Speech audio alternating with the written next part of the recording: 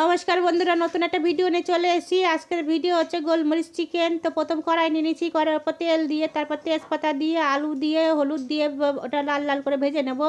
ভেজে নেওয়ার পরে তারপর দেবো হচ্ছে চিকেনটা দেওয়ার পরে ওটার আবার একটু কষাই নেব। কষাই নিয়ে তারপর দেবো হচ্ছে গোলমরিচের গুঁড়ো, পুরো প্যাকেটটাই ঢেলে দেবো, কিন্তু অল্প বাঁচাবো না। হ্যাঁ, গোলমরিচের রান্না, গোলমরিচ পুরো দিয়ে দেবো। তারপর দেবো হলুদের গুঁড়ো, লঙ্কার গুঁড়ো, তারপর দেবো টমেটো কুচি, দেওয়ার পরে লবণ দিয়ে দেবো, দিয়ে ভালো করে কষিয়ে নেব।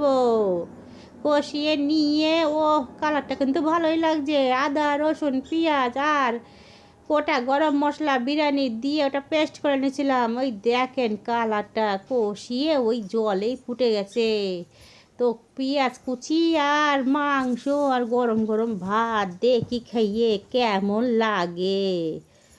তো দেখেন ভাতটা নিছি, ব্যাস একবার মুখে পুরে নি, খেতে কিন্তু দারুণ লাগলো।